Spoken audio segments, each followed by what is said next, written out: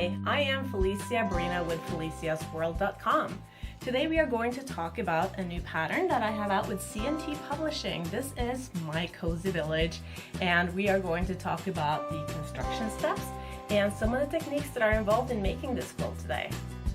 So here is the actual pattern pack for My Cozy Village. And inside of this pack, you're going to find a few different things. You have a 16-page instruction booklet with the actual techniques and steps involved in making the whole quilt, and it also tells you about the materials that you need. The other thing that you find in this pattern booklet is that there's a second quilt that is machine applique. It's a smaller wall hanging, and we're actually going to talk about in the next video that we will have together.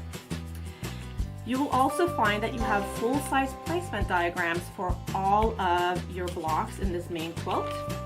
Each of the blocks, as you can see here, has all of the applique pieces numbered, and that tells you in which order you're going to sew your pieces together. We also have a long template here, which is the border, or actually half of the border for the main quilt. And that will help you in placing the flowers and the stems and the leaves where they're supposed to be when you're in the final stages of making My Cozy Village.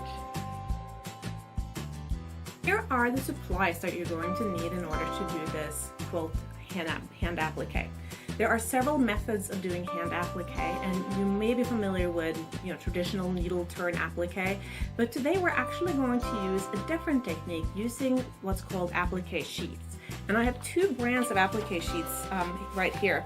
This is one of them. This is the wash away applique sheets from C&T Publishing, and the way they work is there is a like a fusible style glue on one side, and you will actually fuse these to the back side of your applique piece, and I'll show you how that works.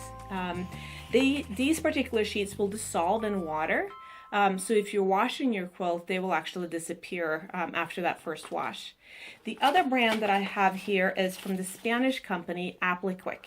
This is a much thinner product. It's a little bit like a fusible interfacing, but it works the exact same way, and both of them will give you great results. Here we have a bias tape maker from Clover. They come in a variety of different widths, but for this quilt you do need the 12 millimeter, that's about ½ inch, that's the yellow color. These little gadgets look a little bit like chopsticks, but they're actually a really nifty little tool for hand applique, especially if you're using the applique sheets we just discussed. They're also produced by that Spanish company Applique, and they're great for holding and turning the edges when you're using these applique sheets. An absolute must-have if you're going to do this technique is the little glue stick that I have here. There are several brands of these on the market. The original brand was called Kurumi. It was a Japanese brand. This one is by Soline. They all work great. If you have another glue brand that you like for a basting glue, they will probably work too, but this is my absolute favorite. It's the really thin ones because it gives you a lot of control of where your glue goes. I like to use little applique pins. These are tiny, and if you look at the head, you can kind of see that that little glass head on the pin is drop shaped so that it doesn't catch the thread. These are lovely for hand applique. You are going to need thimbles, and I have given up on metal thimbles a long time ago. I just can't have them sitting on the tip of my finger, so I have started using these little thimble pads instead, and they're basically little pieces of suede with glue on, and you stick them whatever on your fingers that becomes that point where your needle is hitting your finger over and over again. I actually need 2 of them, and you may too. Then we need scissors. So for applique, I tend to use very small and sharp scissors. I even use these for cutting my fabric. These are my favorite embroidery scissors, a German brand named Dovo. We also have the Fiskars ones. These are great because they're, they will actually take a really good strong bite, and they're super sharp. So I like these a lot. And then I do use a pair of sharp paper scissors as well to cut the templates in the applique sheets so I don't dull my fabric scissors. I am pretty sure these are the world's best needles. These are the black gold needles from Clover. So for those of you who haven't met these needles yet, welcome to the club. I used to not be a needle snob. I used to use whatever I had on hand, and I tried like probably 9 different brands of applique needles, and then I met these, and then everything else just basically went out the window. These are absolutely lovely. They come in sizes from 9 to 12, 12 being the finest. A 10 is probably pretty good for hand applique. You're going to need thread, and in my opinion, the best thread for hand applique are the silk threads from YLI. These are very thin. It's a 100-weight thread, and the silk, because of the sheen of the silk, is actually very forgiving in terms of matching it to your applique pieces. It will disappear in the fabric very easily. If you like using cotton, I would recommend Aurifil's 50-weight. It's a nice, strong, high-quality thread that is available in something like 300 different colors last time it was counted. Also for applique, you do need marking tools, and the absolutely best marking tool on the market, in my opinion, is the blue water erasable pen from Clover. I have, as of yet, not had any problems getting this back out afterwards, and I mark up my my blocks pretty heavily usually. It will come out with water, and it does not tend to heat set with an iron, which is you know, pretty important by the time you've ironed your block a few times in the construction process. The blue may not show up on every surface, so another possibility is to use a white lead fabric marking pen. You're going to have a harder time getting it out of the fabric afterwards, but that's an option. Or you can also use a fabric pencil like this one from, again, this is Applique, that's the same Spanish brand. But again, be careful with your marking if you're using these tools, because you're going to have a hard time getting it back out conceivably afterwards. Next, we're going to talk about the first initial steps that we need to take in order to construct your quilt blocks. The first block we're going to start with is 2 neighbors. And this block, the reason we're starting with it is that it's actually a very simple block to make, but it also lets you start with some of the techniques like reverse applique that we're going to use for the windows and the doors on the quilt. So what I have here is that I have pre-cut the fabric that I'm going to use for my sky and for my ground, and I also have a black background block here.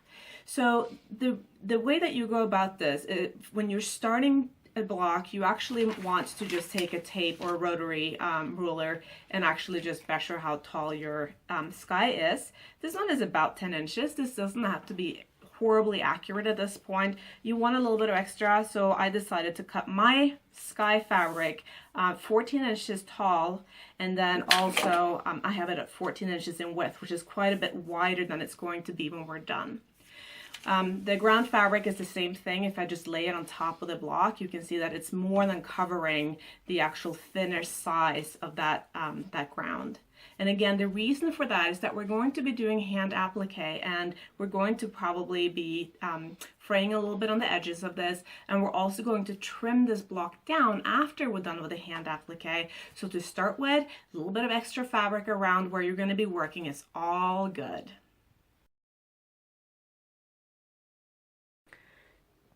So now you're ready to start marking up the landscape for your applique. And what I have here is that I have the placement diagram, and then I actually have a light box underneath that I haven't turned on. If you have a light box, it's a great tool for applique. If you don't have a light box and you don't want to go out and spend the money, which I can understand, then you can also actually tape this to a window and hold your fabric up and trace it that way.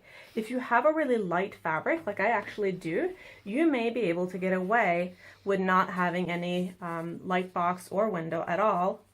Let's see, I'll turn that light box back off for a second, and you may be able to see that I can actually see the outlines here anyways. So, you know, depending on your fabric choice, you may or may not need to backlight your applique in order to do this. So there's a couple of different ways that you can get this design onto your sky and your ground. You're going to have to applique these 2 pieces together eventually, and I actually mark the placement of the pieces onto these 2 separate fabrics before I applique them together, and I'll show you that here. So I'm going to use my blue pen, and I will just in sort of loose strokes, get the broad outlines of the house. And again, here you can see the line for this for the landscape.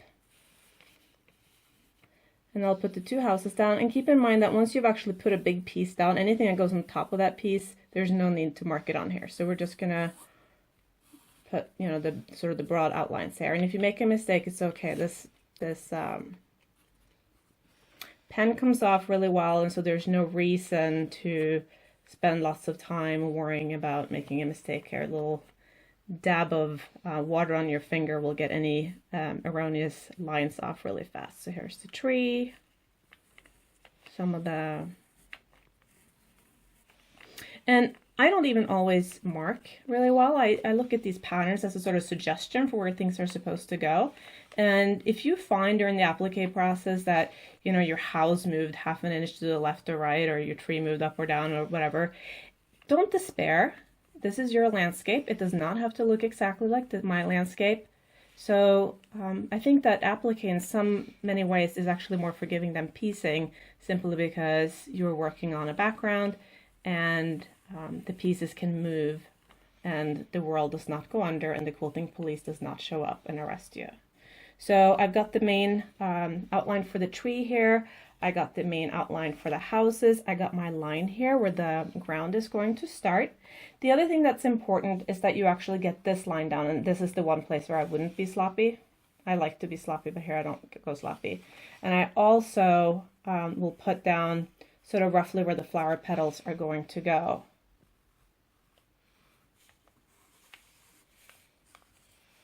Okay, so once I'm done with the top, I will do the same thing for the bottom piece. So I will put it on top of the light board here. And I will actually trace this again, the same features that will be on this side. The bottom of the house will show. The bottom of the tree will show.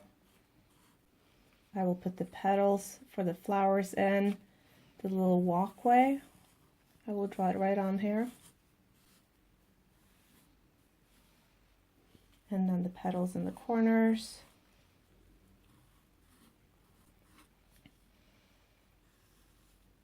And people are different. Some people have a really low tolerance for eyeballing things, and they get really upset when things aren't absolutely perfect.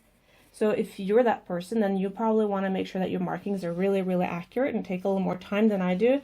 If you're like me and you like eyeballing, you're okay with things being a little, you know, organic, then you can probably work a little bit faster and your stuff will be even more unique. So, you know, run with your stitching personality, don't fight it.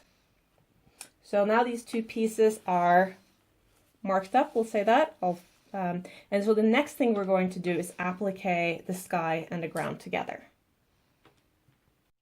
So now we have marked up our quilt top or our block top, and the next step is going to be to actually applique the ground onto the sky fabric. So let me show you how that's done. So for this step, what you're doing is that you're actually treating the sky as a background and you're appliquing the ground onto it. So the first thing we're going to do is we're actually going to cut out some of the extra fabric here along this line. And then we're going to turn that edge, and I am going to finger press it, and I'm going to glue it down. So if the quilting police does not like this, they would have already arrested me. So you don't have to worry about it. Basting glue is perfectly acceptable when you're appliquing. So I'm a left-handed person, so this might look backwards to you. That's just, you know, hold it like you would normally hold and start in the direction that you would normally start. And so without too much worry, oops, I made a little mistake, but I will show you how to not worry about those either. I'm basically cutting so that I have about 1/4 of an inch seam allowance on top of that marked line. And then when you have your downward curves here, you're going to have to make some little snips. And I may need to make more in the next step, but I'm just going to put a few little snips here so that we can turn this edge down nicely. So I'm going to put a little bit of glue on the back side. And the glue dries, so you want to do, you know, just a little bit at a time. And as you do more of it, you'll get faster, but this is not actually a speed competition. And then all I do is I actually finger press that down. This is where I made a little mistake. It's going to end up being behind the house, fortunate for me. So I'm not going to worry about that coming undone. And so just finger pressing it. And as you do more of that, you'll get better at not getting sharp angles. Put some more glue down.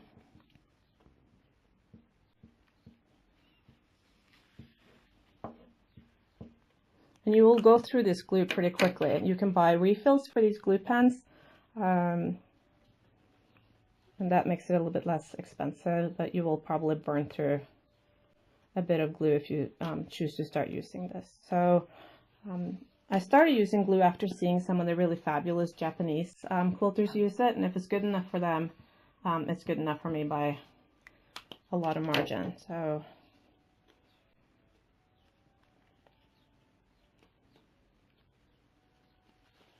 and again, I don't want you to worry too much about being, you know, exact. It's a landscape, it's organic. Nothing is going to happen if it changes a little bit from the actual placement diagram. And so what you will see now is that our drawings are actually, our markings on the top and bottom are actually matching up pretty good. So see that? So depending on what mood I'm in, I will glue this down, or I will pin it, or a combination of both. So I'll put a little glue here and literally press it down. You want to make sure, this is one thing you want to make sure, is that this bottom is now flat. Because I've made the mistake of doing this, and it's never ever going to turn into a quilt block. That was a little exaggerated, but you do want your block nice and flat.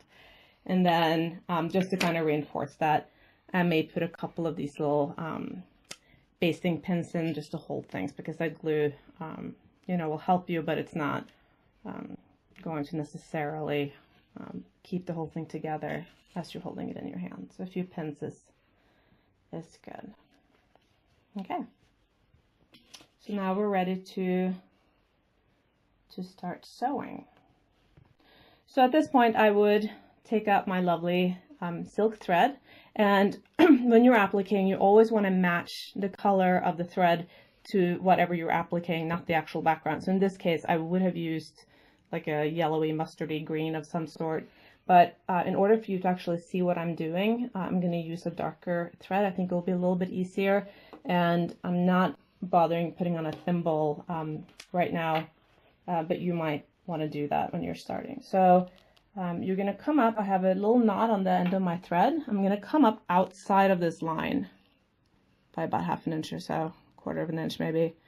And I'm going to take tiny little bites of your fabric. So you see here, you really, really don't want to grab a lot of fabric. So the idea is that your stitches should be more or less, and see here now I got a knot on it. That will happen to you too. Occasionally, so you're just grabbing a couple of threads of that fabric. The smaller the bite is what we call this, of the fabric that you're appliquing onto the background, the nicer the result will be. And your stitches should be close together. So maybe about a 1/16 of an inch or so, maybe even smaller. And when you're doing curves, your applique stitches need to be very, very small. When you're sort of traveling on a straight line, it can be a little bit longer between them. And everybody, I think, who does a lot of applique, hand applique, eventually finds a stitch length and a rhythm that works for them. And everybody does things a little bit different, and you should too. So if I was using a nice thread here that actually matched, you wouldn't see my stitches at all. You can see a tiny bit of them because they are dark. Okay, so I'm going to do this in secret on my own, and then the next step is we're going to start doing some actual applique using the fusible applique sheets. So what we're going to do now is that we're going to start preparing our applique pieces. And if you look at the diagram here, you see the number 1 on this path, and it happens to be a nice piece to show you on just because it has some curves and a little bit of a corner right here. And it's also a piece that goes under other pieces. So if you're new to applique, you'll see that you don't have to turn the edges on the parts of a piece that's going to be overlapped later in the process. So here is the applique sheet. I've already used part of this one. You can see on one side it's kind of shiny, and you will see here that I've already drawn a roof, a chimney, and I've traced that path that I just showed you on the placement diagram. I am tracing it on the shiny side in this case because this is the side that's going to be up against the wrong side of your fabric, and if you actually do your tracing on this side, all your pieces will end up being mirror imaged, which is not what we're going for. So I have this here, and so the next step is to actually just cut this piece out.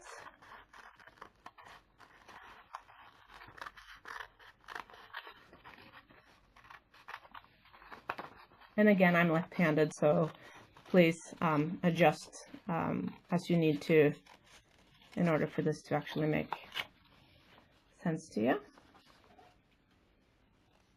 And you don't have to use this methodology. Again, this is just, it's a little bit more stable, and especially if you're new to applique, this is a really great way to get nice pieces and nice curves early on in the process.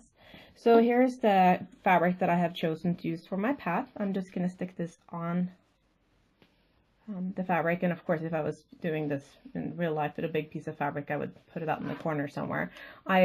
These are the ends that are going to be overlapped, so I want to make sure I have some extra fabric around there so that it will go under the house. And I just take my iron and press it down like that. And now I'm going to take my fabric scissors. I'm going to use my little Fiskars, and I'm going to cut. And again, I'm using about a 1/4 inch seam allowance, but I don't bother measuring. I'm just eyeballing it. If you have too much of a seam allowance, you get a lot of bulk, and it becomes hard to get nice curved edges. And if you have too little, of course, it's going to be hard to turn the edge, and it will be very likely to come undone and fray up on you. So leaving some extra fabric there as well.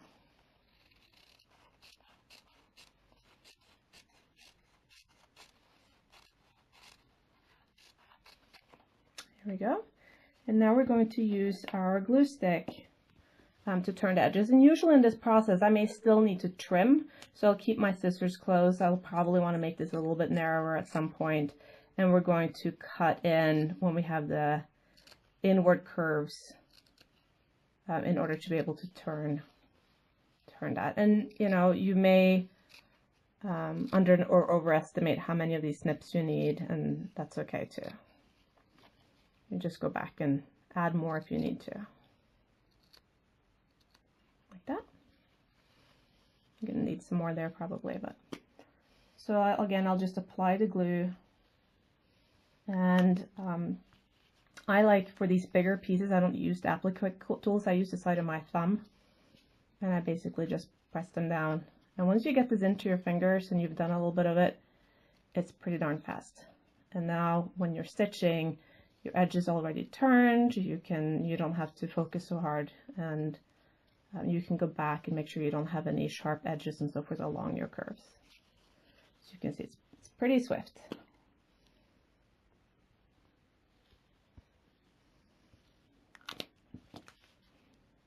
That's a pretty fat seam allowance right there. It will be okay, but if this was a small piece of, a small applique piece, I would probably cut my seam allowance a little bit narrower right there.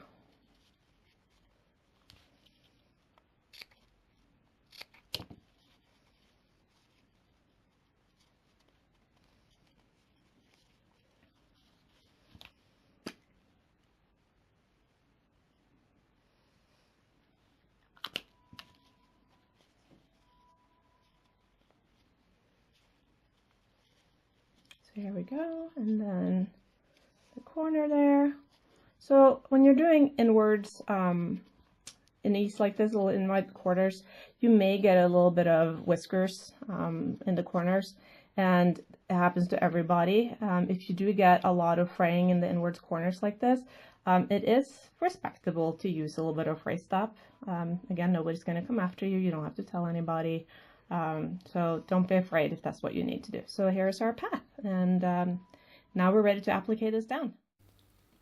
So just to refer a little bit quickly back to the placement diagram. So here is that block, or that piece 1 that we just prepared. And here I've just laid it on top of this half-finished block that we have. I haven't bothered finishing this.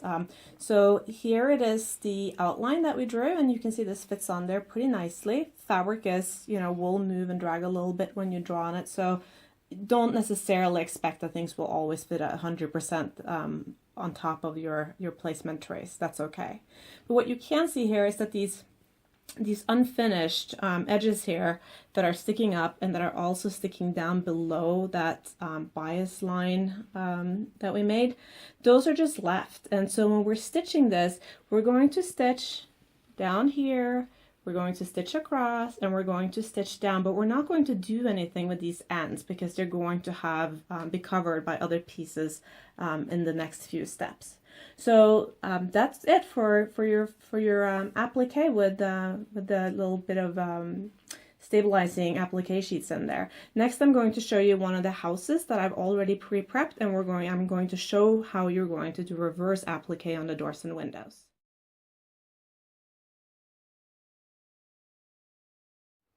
So here I've already started working on one of the houses in this block.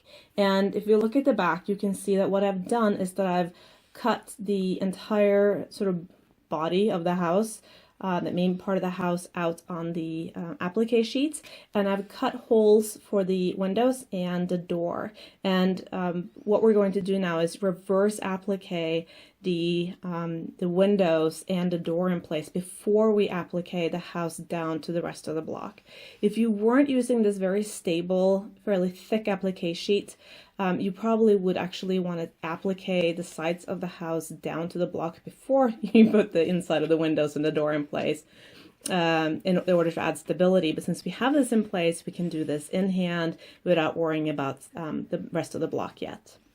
So this little yellow piece here is going to be the door, and you can see on the house I haven't folded the bottom of the house up yet. I will do that, but on the door I've actually made a little fold on the bottom. That's going to be the bottom of the house, and so that's going to go right there.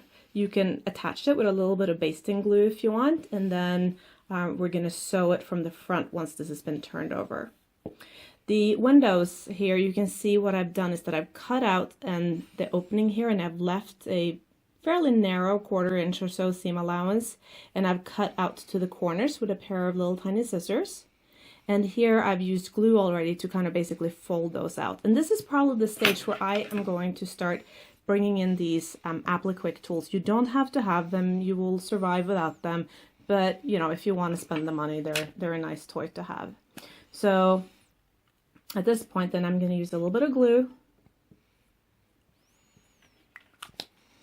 And the way these applique tools work is that I use this 2-pronged thing that actually is going to hold this down. And then the flat end of the tool here is used to kind of fold the fabric over. And I said I don't use these for big pieces, but when you have little pieces like this, it's really great not to have to get your fingers into little tiny nooks and crannies and make folds. So it's a little bit easier to work on small and tight spaces.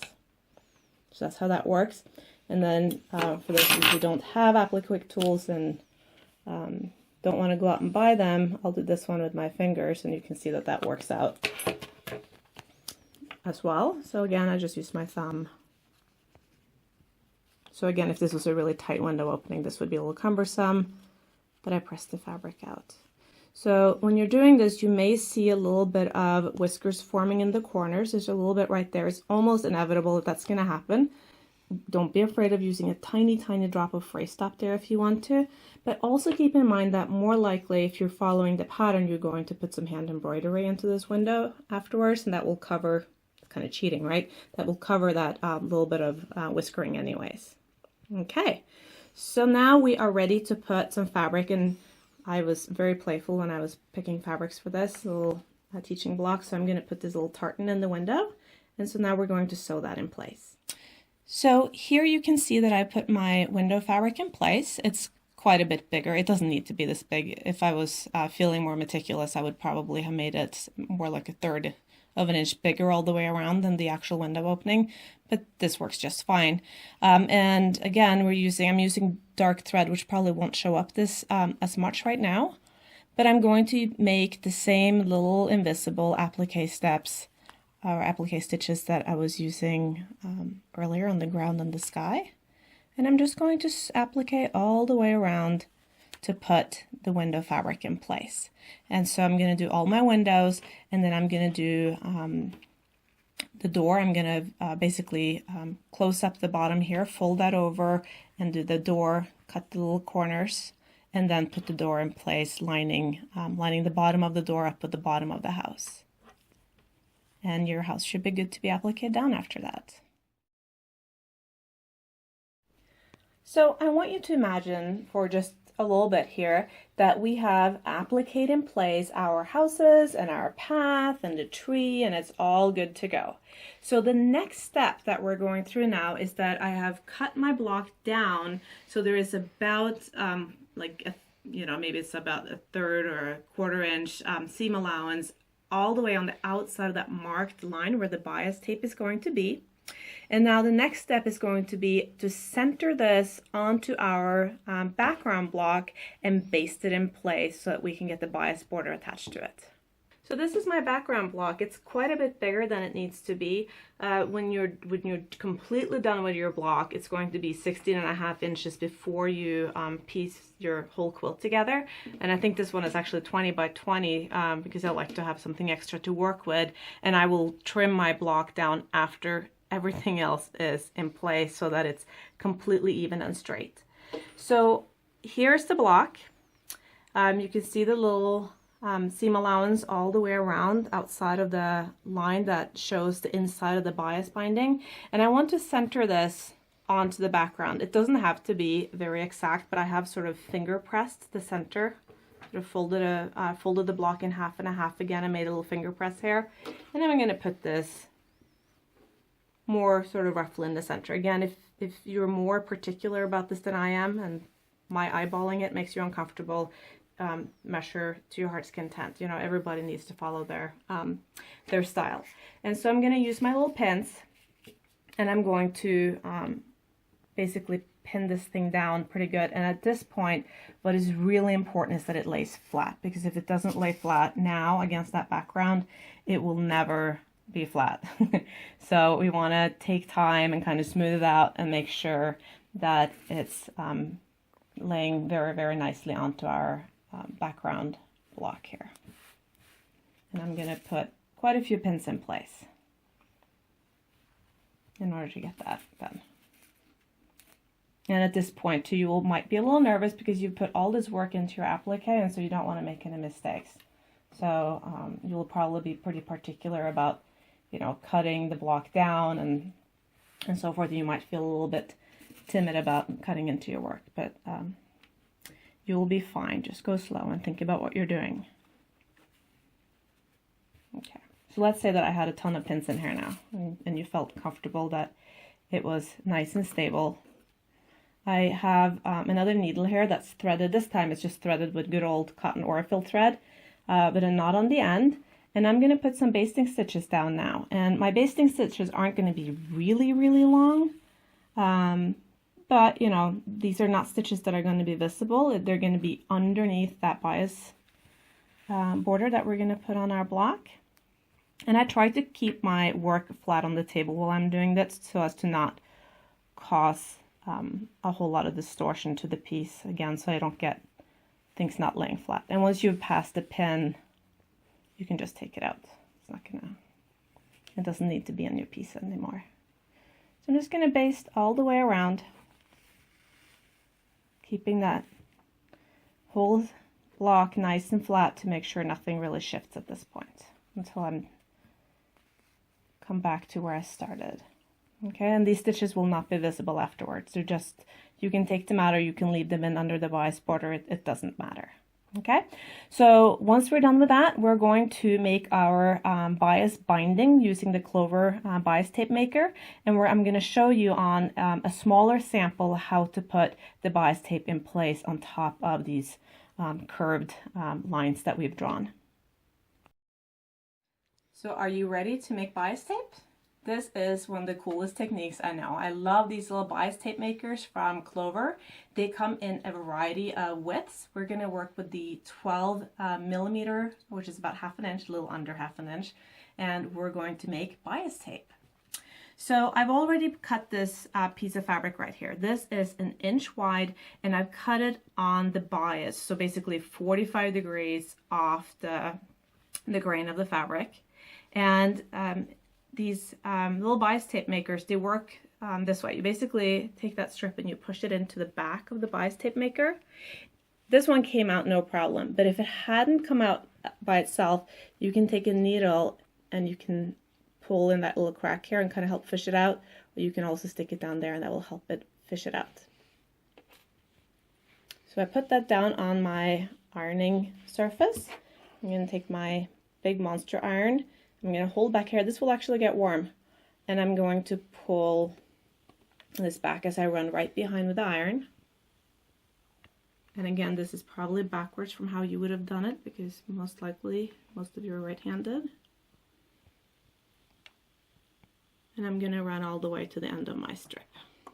And for this project, your bias strips don't have to be terribly long. So if you're working with you know, a fat quarter or probably better, a ½ yard of fabric, you'll get nice bias strips. And the reason we're using bias tape, of course, is that it will allow us to kind of bend it and curve with it more than if we were actually making something like this on the grain of the fabric. So next step, we're going to put this on top of the raw edge of our landscape that's been basted on top of our landscape block. So here is our bias strip, and now we're going to applique a similar bias strip in place on a little piece of test fabric here to show you the technique that I prefer to use. So when you have this, you can, if you wanted to applique it with a normal applique stitch on both sides. But what I have learned from some of these brilliant Japanese quilters like, you know, Yoko Saito and so forth, is to actually open up your bias, and you're going to place that seam or that line from your ironing. You're going to place it on top of your marking line on your applique block, and then straight stitch. Of course, you wouldn't use red thread normally. This is just for your visibility. You're going to straight stitch it down with little tiny stitches, and for every 2 or 3 stitches, you want to take a little back stitch in order to, so it doesn't stabilize your stitches so they don't backslide. And once you've done that all the way around your entire block, this would be the inside of the bias, you're going to turn it over and then actually put some pins in place.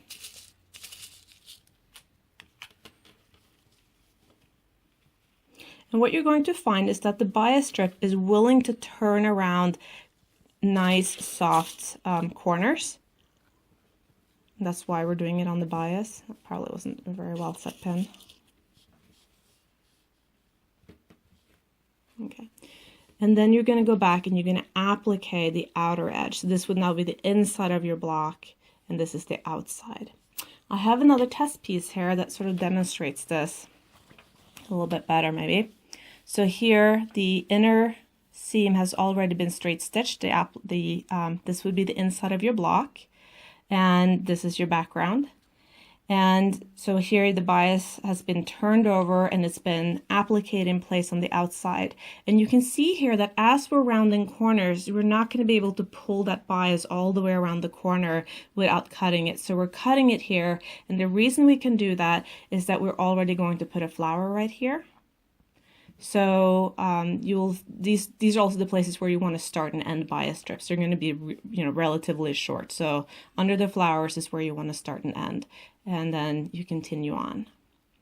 So first, base down your block, put the bias tape on, and then next, after the bias tape is in place, we're going to put those cute little flowers in place and add those little 3-dimensional Kurumi buttons in the middle as the flower center.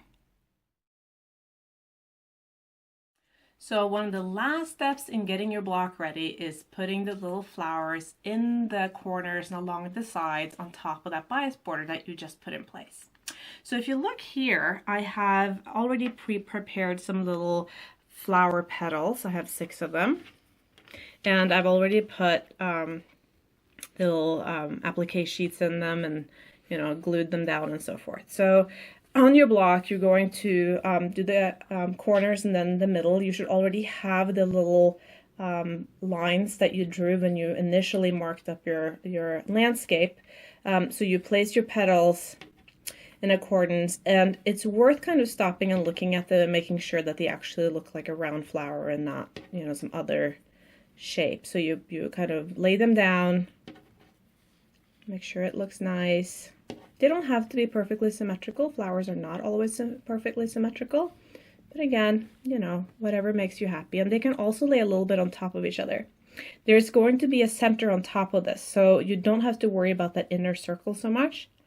So I think this looks pretty good. And then what I would do now is I would put pins or basting glue in to kind of keep the flower petals in place. So the next thing I want to show you now are Kurumi buttons. And Kurumi buttons are these super awesome little Japanese plastic buttons that I learned about from Maria Tanaka, who owns pinwheels.com. And these are little plastic buttons that come in a lot of different sizes. And we're going to cover that with cloth, and that is going to give us our flower center. It's really cool because that makes your flower center pop up and become kind of 3-dimensional. And it also makes sure that your circle actually is round, because as you may know, round circles in applique is supposed to be challenging, but we just changed that. So in order to cover this in cloth, we're going to follow a few steps. I've already done it on this one. So basically you take your Kurumi button and you put it down on the back side of the fabric that you're going to use. And you trace around it, and then you cut it out with a fairly generous a quarter, third inch or so of seam allowance. And then you're going to, in the next step, or maybe use a red thread here to show you the give you some contrast, you're going to use pretty small stitches sort of based all the way around, and have 2 loose ends that you keep a little bit of length on. And now the step you're going to take is you're going to put your Kurumi button back in here, sorry, other way, the concave side, there you go. And you're going to pull on the loose threads and tie them. And now you basically have a covered Kurumi button. And once you actually do this a couple of times, this is not hard at all. And you can whip these out pretty fast. And see how you have a perfect circle with a nice little dome to it. And that is going to become your flower center. So if we go back and look at the flower here, once you have all your petals appliqué down, put your Kurumi button on top and applique it down. It's a little bit tricky. You have to kind of fold the fabric a little bit to avoid the hard plastic. And you have a lovely little flower with that cute raised flower center. So if you have finished appliquing your first block, you're probably feeling pretty accomplished by now. So let's just talk a little bit about the hand embroidery that you can do on this quilt.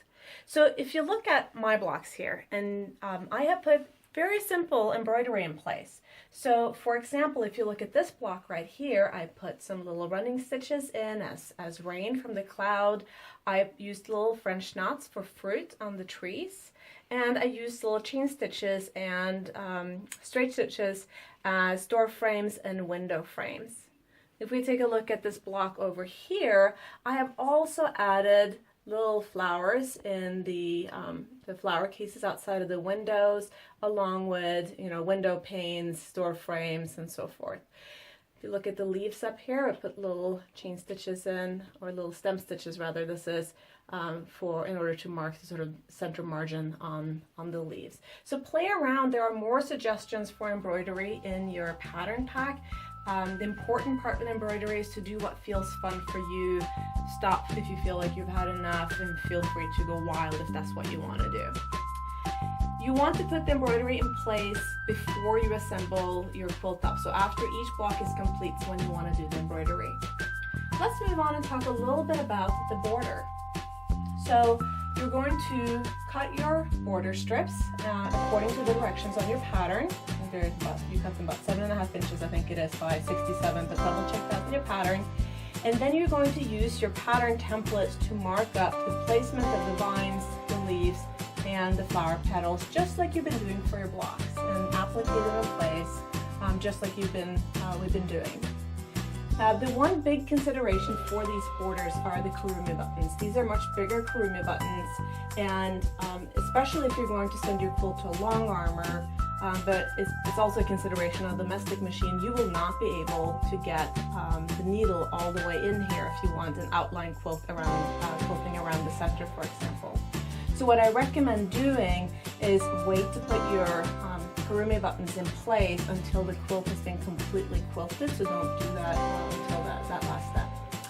The flower that you see all the way up in the corner is also not going to be appliqued in place until you've had the rest of your top done.